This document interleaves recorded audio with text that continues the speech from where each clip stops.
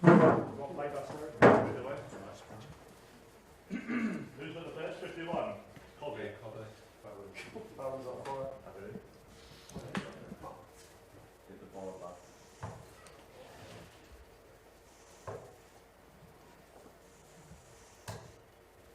What's that? 41? 41. Alright. Solid score.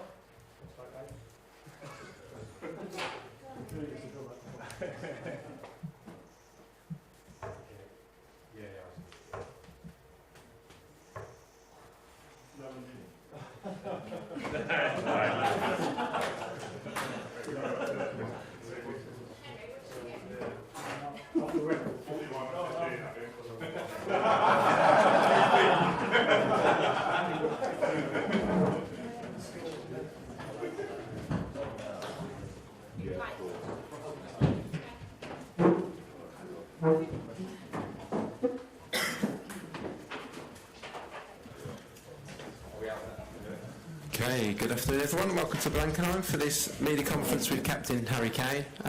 As ever, if we can keep questions to a minimum of 3 per person, so we can get around as many as you as possible, and we will have a short section embargoed at the end. So, Rob Dorset, do you want to get us underway first? Hi Harry, good to see you. Look, England are on the verge of qualifying. Unbeaten so far, I think by your own admission, not firing on all cylinders quite yet.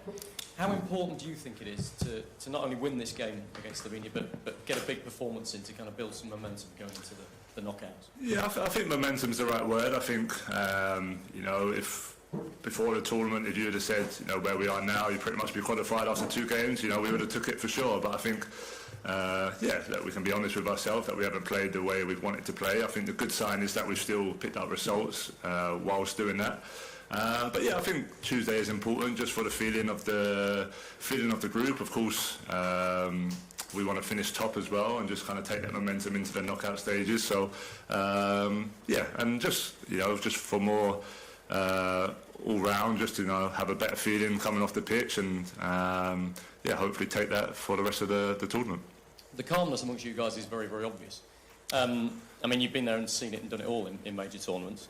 But I think there's a feeling amongst us guys in the media and maybe amongst the fans that there are more problems to solve maybe than we've seen in other tournaments under Gareth.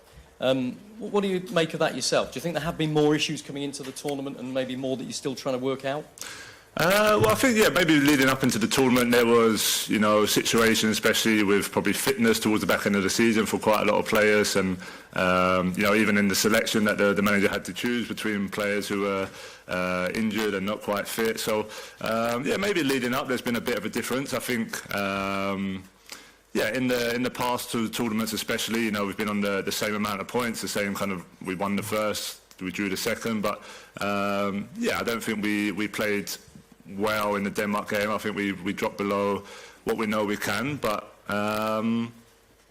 overall I think we are calm. We have been here before. We've got a lot of experience, so it's not a time to panic, of course, but it's a time to obviously try and improve. And I think for me, I think always in these tournaments, especially these early stages, it's almost, I love my other sports. It's almost like a boxer in the first couple of rounds, just seeing where everyone's at, seeing how you feel. Or a golfer in a major tournament, just kind of, okay, it's the first round, don't play yourself out the tournament, just be calm. And that's kind of where, I think, where we're at. We're looking where we can improve, and of course we know we can improve, but it's not a time to panic and think we need to change everything and change loads of stuff. We just need to, a few fine details that I think will help us. We've talked a lot about your fitness. Yeah. How fit are you at the moment? And the crucial question for me, I think, is do you feel you're able to play in all of these games out here with England at the level you would want to be able to? Yeah, I do. I think, I spoke before the tournament, and of course we said about the preparation leading up to it, I thought was pretty good for me personally. And even the games in the tournament, the first game, I felt as fit as I have all season, and of course I know I come off in the second game, but that was down to the manager wanting to see different and maybe freshen up the front players especially. So from my point of view, I'm fit. I'm getting better and better each game and fitter each game. And I've spoken in previous tournaments about the same thing, about trying to make sure you're coming into your peak towards the most important part of the tournament, which is the knockout. So as always, time will tell. if we get knocked out, then of course there'll be a lot of questions asked. But I think, from my point of view, it's important that going into this knockout stage, you're feeling 100%, and I feel I'm there. Hi, Harry. What's the talk been like among the players after the first two games, and what have you been working on since the Denmark match? Yeah, the talk's been pretty much kind of what we spoke about, just to be calm. We're in a good place, even though we know we haven't quite reached the levels that we can. But it's been pretty much how it always is. The lads get on very well. We had a bit of time with the families, which is great. There's always that stage of the tournament where you're just starting to miss your families a little bit and miss the kids. So it was great to see them the day after the game. We've been trained yesterday, trained today, obviously on the stuff preparing for the game on Tuesday. And like I just said, just touching on the fine details and the things that we feel like we can improve. And watching back the games, we know there's areas that I think will really help us.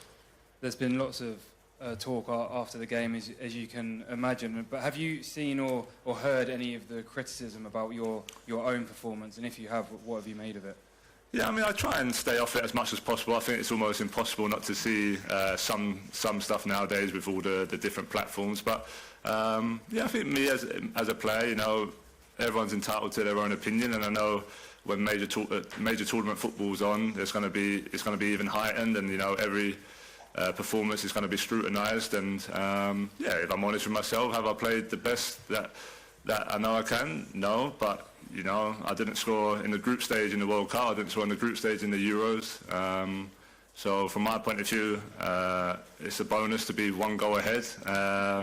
But I'd always judge myself first, and of course I know I can play better, as I know a lot of the players think the same in the team, that we can all play a little bit better. And that's what I do. I don't panic. I don't get too high or too low. I'll keep doing what I do, and just go on to the next one.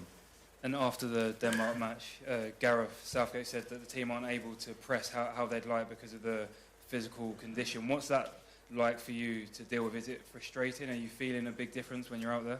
No, I just think I think both games playing against the back three just maybe caused us a little bit of confusion on the pitch. We prepared for the game, but then I just think there was certain things where we couldn't quite get the pressure that we wanted, and we weren't 100% sure on of when to go, and it's hard when you're playing against good teams. Sometimes when the momentum goes against you, you struggle to kind of get it back, and then I don't think we was great with the ball, which then led to feeling like you're just running and constantly running, and then so it was tough to kind of turn that momentum around. So I think in the next game it'll maybe pose a different threat because of the formation.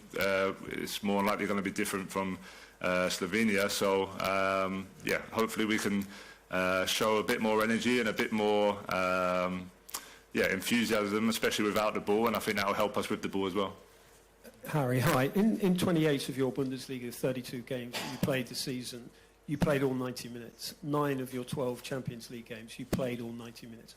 Is there any concern about that catching up? And are you always happy to finish games? Is that in your nature?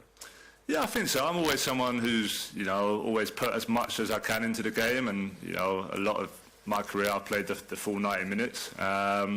But as always, the decision's always with the manager. I'll give everything I have for however long I play, and if it's 70 minutes, if it's 90 minutes, if it's extra time, I physically feel more than capable of doing any of that. I've done that my whole career, like you just said there. I've done that for pretty much the whole season as well. So, I'm feeling fresh, I'm feeling fit. I know sometimes when, in my experience, when I've had, bad games or games not up to the standard, there's always something to look for and find a reason why. But sometimes it's just, that's the game. It's 1 or 2 games. If this was in a league season, no one's really talking about it because it's in, a small, heightened environment. Of course, there's more chatter. So the important thing is that, from me personally, I feel fit, I feel ready, and I'll play as long as the manager wants me to play.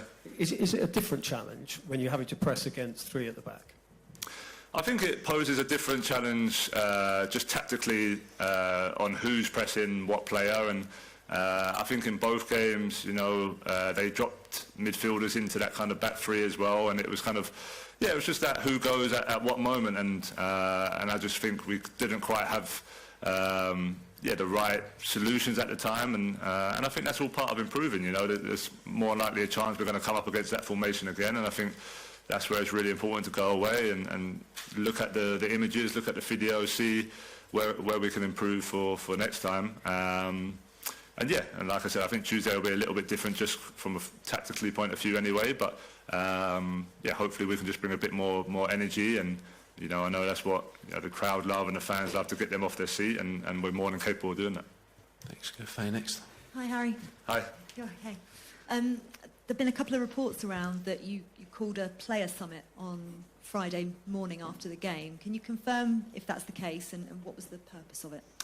No, that didn't happen, so I'm not sure where that's come from. I think, again, probably just people trying to maybe create something out of nothing really. The day after the game was just a small debrief that we always do from the manager, and then it was just a family day. You know, we had 7 hours with the family, which I'm not sure all the lads were quite happy about. After a few hours, it was pretty hectic, to be fair. So we might cut that down in the future. But no, that's what it was, and I think it was an important day just to kind of switch the minds off. You know, we've done well in the tournament so far, 4 points after 2 games, but in this sort of environment, you need a chance just to switch off, and that's what that day was for. You talked about your fitness, but are you having to play a slightly different game at the moment as well? Wayne Rooney wrote in the Times the other day that actually perhaps the form from you in the past couple of games isn't necessarily your fault. You're just not getting the service in. Are you having, because of the adjustments that Gareth Southgate's had to make, are you having to adjust your game as well?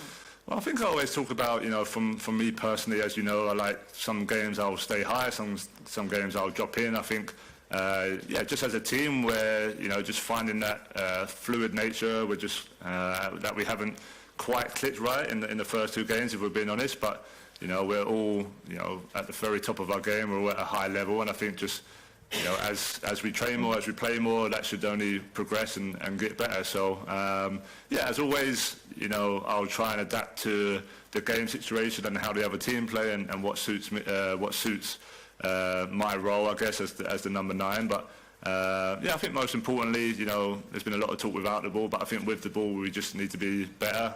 We need to keep it better. We need to play a little bit higher when we're kind of in those areas building up. We need to get in between the lines a little bit more, and that will come. And like I said, time will tell. Of course, we have to go out there and prove it in the matches, and hopefully we can do that on Tuesday.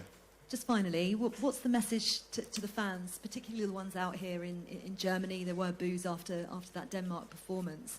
Are you urging them to be patient, calm? What's your message to them? Yeah, I think calm is the most important one. A lot of us have been here and done that, and we've given England fans, some fantastic times. And, I know 99% of the fans are, fully behind us and fully with us. But as always, during the tournament, just to support us, as they always do, and I know they will. And then after the tournament, you can judge us. I always say, when it's finished, there'll be people judging us. We've had some good tournaments. We've had some tournaments where we've just fallen short. But during it, it's down to us as players, as coaching staff, as the whole environment to get it right and find where we can improve. And of course, people will have their opinions, and that's no problem. But ultimately, it's going to be us who makes the decisions and to try and find the solution. Thanks again, David, and then Kieran next. Hi, Eric, Davide from Italy here. You said yourself that you guys haven't played at the level you wanted to. Why do you think that happened?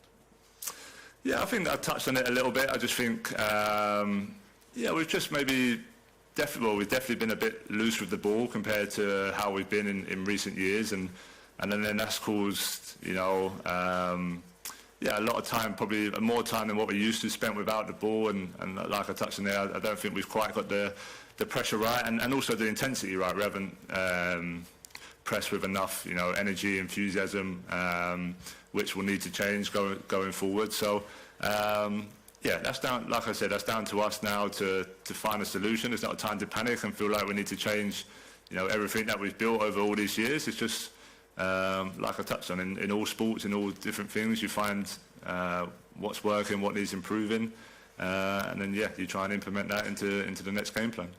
You've been to major tournaments before. Maybe the difference this time is that you have massive expectations on you that probably you guys didn't have in the previous tournaments. How do you see expectations and the way people expect you to play and to perform? Yeah, I think that's part and parcel of, you know, what we created as a squad, to be honest. You know, the bottom line is we're trying to achieve something as an England team that we've never achieved in our history. So it's very tough, and that is European football. That's playing in these championships is difficult. So, yeah, we've come close, and we've been the closest in recent history. So we know how to get it done, but we also know there's a lot of hard work along the way. You're playing against a lot of good teams, and it's going to be difficult, and there's times where you're going to have to grind, you're going to have to defend. Like, we've defended really well in the 2 games. I know a lot of people have been talking about what we haven't done well, but what we have done well is, you know, defend the box well, block crosses, block shots, and that's an important part of winning games as well. So we're going to need all of it, of course, to improve the parts I spoke about, but if we can do that, then yeah, step by step, I think we have a good chance. And finally, for me, you said 1 goal for you is a plus compared to previous tournaments. But overall, about your performance, how do you think you have performed so far? Yeah, I touched on earlier. Not as good as I'd wanted to perform, for sure, but yeah, that's happened at various stages in my career for club and for country. Yeah, and I think always, you know, it's never about the individual in a team sport. It's always about, okay, what can we all do to try and improve and get better? And I think that's where we're at. Of course, everyone looks at themselves first after every game. Every player's watching their clips to see what they've done well, what they didn't do well. And that's always the mindset we've had. And then, you know, we speak as a group, and as we do with the debriefs and looking to the next game, and it's like, okay, how can we improve? And that's no different for me. Can we go Kieran here and then yourself? Hi, Harry. We're not used to seeing you come off in a situation where England need to score a goal. So in the game against Denmark, when you saw your number go up, how did you feel in that moment? And does that motivate you more to sort of show the real Harry Kane in the coming game?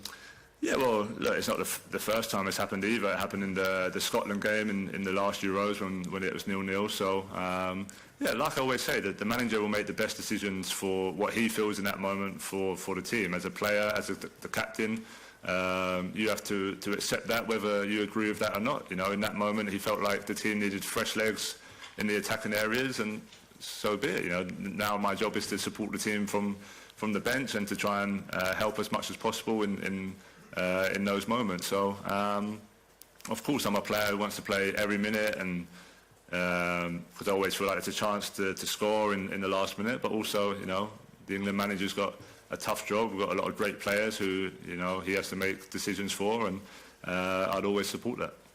You mentioned earlier that you can sometimes play higher and sometimes come deeper. In the first game in particular, especially in the first half, it seemed like you were playing higher. Was that a particular tactical instruction or something you just kind of saw in the game? Yeah, that's probably just what I saw in the game. I think, especially in that first half of that Serbia game, you know, Jude especially, Phil, were kind of getting into those number 10 areas and causing them quite a lot of problems, especially the first half hour of that game. So I felt like, because they wanted to defend man for man, if I could, you know, stretch them a little bit higher and stay a little bit higher, that space will be bigger for them. Yeah, but as always, you know, with me personally, I've had it for sure over the last 4 or 5 years. If I stay too high and I don't touch the ball, I should drop deep and be involved. And if I drop deep and get involved, I should be in the box to score. So that's part and parcel of being who I am and being a number 9 who likes to do both roles. But yeah, overall, each game, you know, we talk about it as a team, and that's how the manager wants to play, and then also it comes down to your instincts on the pitch as well. Just finally, for me, 4 points might get you through as it is, but how important is it to win the group and potentially avoid a clash with Germany in the last 16?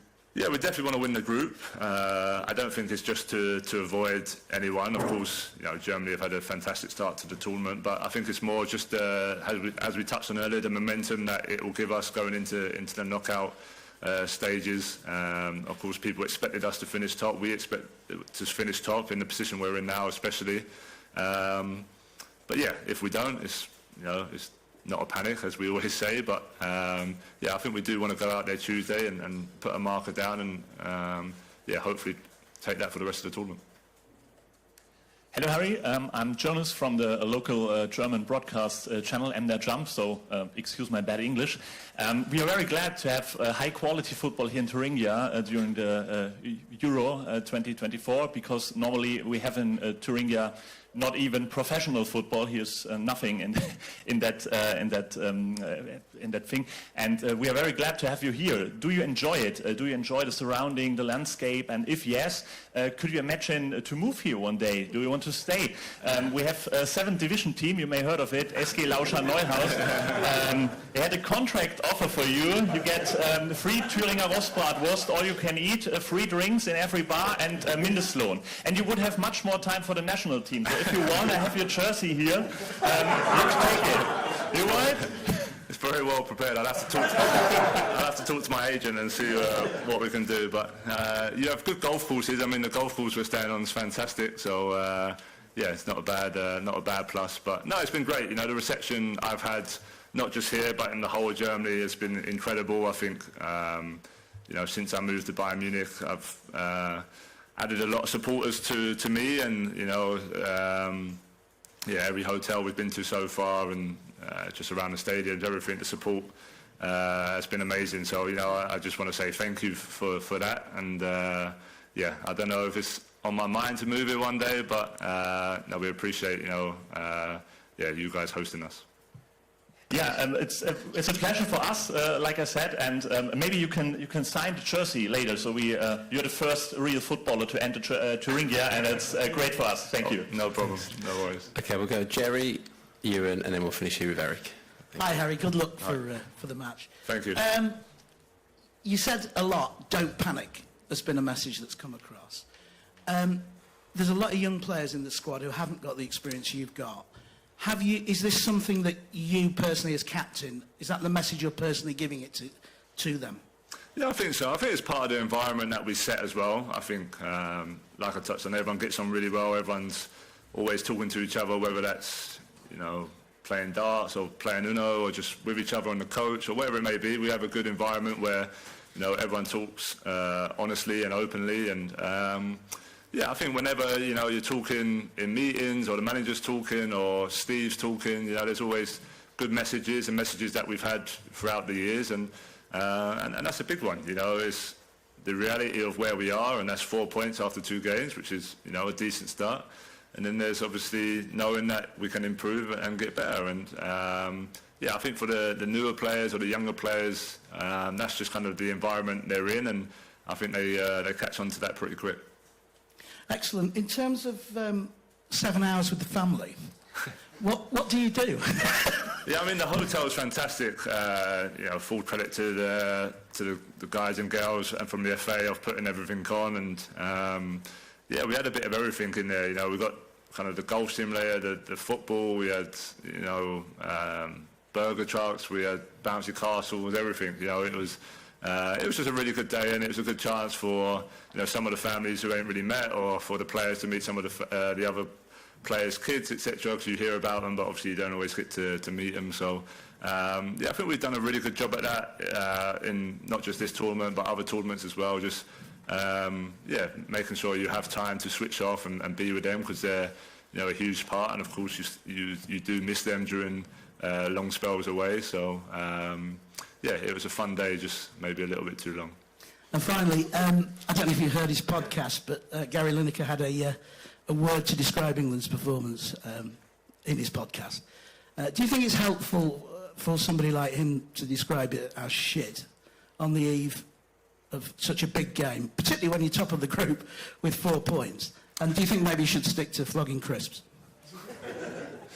No, look, I think it's always, you know, I'd never want to be, you know, disrespectful to any player, especially, you know, a player who's worn the shirt and knows what it's like to play for England. But of course, I think what maybe ex-players or ex-players who are pundits now have got to realise is that it's very hard not to listen to it now, especially for some players who are not used to it, or some players who are new to the environment. So yeah, I always feel like they have a responsibility. I know they've got to be honest and give their opinion, but also they have a responsibility of being an ex-player, an ex-England player that a lot of players looked up to, that people do care about what they say, and people do listen to them. So, like I touched on, everyone's got their opinion, but the bottom line is we haven't won nothing as a nation for a long, long time, and a lot of these players were part of that as well, and they know how tough it is. So it's not digging anyone out, but it's just the reality that they do know that it's tough to play in these major tournaments and tough to play for England. But yeah, look, I'd never disrespect any ex-player.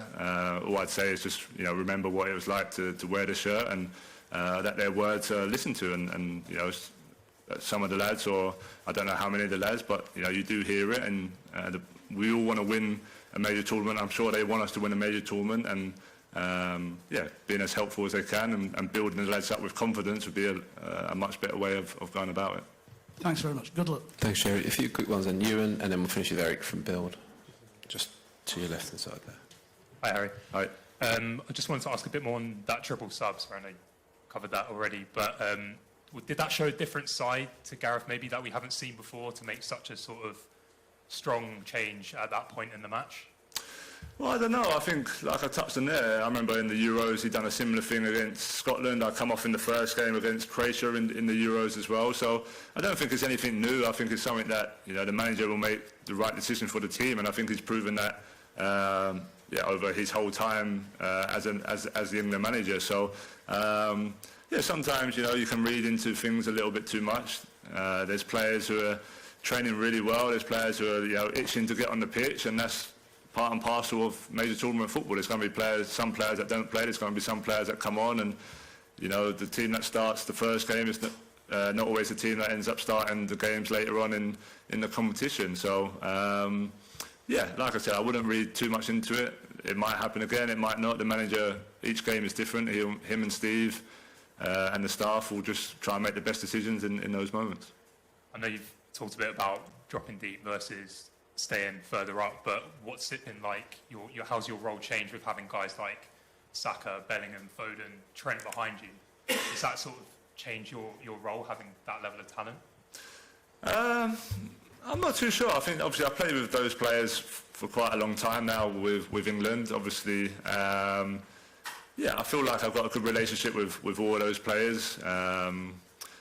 We just probably haven't done well enough in the two games to show it yet, but I think especially in past tournaments, in qualifying, we've shown what we can do when we're all on the same page. But again, it's a game of football. You're not always going to be perfect. You're not always going to get it right. You're not always going to be switched on in every moment of every game. But I think with all of the players and all of us, we try and work on it. We try and train on it. We try and see, okay, he's doing this, can this help him? And we all try and help each other, and we're all fantastic players, so it's just about how can we get the best out of everyone, and I think that's what we all try and do. Cheers. And a finish, Eric. Nice. Hi, Harry. Eric Peters, Build Germany. So how important is it for you to feel supported by your family during the Euros, especially when there is a lot of criticism? Yeah, I think family and friends are, really important. Just to, of course, they always support you. They always back you. But they're a big part of your life. Of course, during a normal season, you get to go home. You see them every day, and of course, you go away for away games. But it's never normally longer than a couple of days that you don't see them for. And tournament football is different. You have to spend a lot of time away from them, which is not easy, especially with young kids. A lot of the lads have got young kids, and you miss them. But that's a sacrifice we make, and you make to play in these tournaments. And I think you try and keep in touch as much as possible. I always talk about making sure you have people to talk to, and family are a big part of that. And I'm lucky enough to have great people around me, and they're always there to support me. Then a question regarding your club, Bayern Munich. So how do you see the signing of Vincent Kompany as your new manager? And has there been any contact so far? Yeah, so he phoned me, after it got announced, and just more to catch up and introduce himself. Obviously, before the tournament, he knows I'm focused on England and focused on the Euros, but he just wanted to reach out and kind of ask my opinion on kind of last season and how I've felt since I've been here, and he just gave me a bit of background on what he likes to do and how he likes to play, and yeah, it was only a short 10-minute conversation, but it's more just an introduction. So, yeah, I mean, of course, at the moment I'm focused on England, but I'm sure once I'm back at Bayern, it'll be, you know, great to start the pre-season and get some new ideas from him and see how he wants to play and see his vision for the season ahead. And as always, I'm always learning from different coaches, different managers, and I'm sure I will from him as well.